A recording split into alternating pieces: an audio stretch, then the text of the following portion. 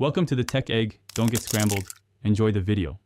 In this video, I will explain how to set Sony headphones to pairing mode. First, make sure your headphones have enough battery life for a smooth connection. Then, power them on and keep them near the device you want to pair them with. Finding the right button is key. It's usually the power button or a dedicated pairing button. We'll cover the common steps to get your audio flowing wirelessly. To activate pairing mode, press and hold the power or pairing button on your Sony headphones. You'll typically need to hold it for around 7 seconds.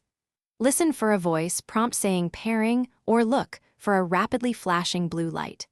This visual or auditory signal confirms your headphones are actively searching for a device to connect with, making them discoverable. Now, grab your smartphone, tablet, or computer and navigate to its Bluetooth settings. You should see your Sony headphones appear in the list of available devices, often by their model name.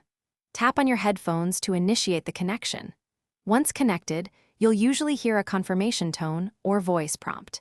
The indicator light might change to a slower flash or solid blue. You're all set to enjoy your audio. If you encounter any issues, a simple trick is to toggle your device's Bluetooth off and then back on.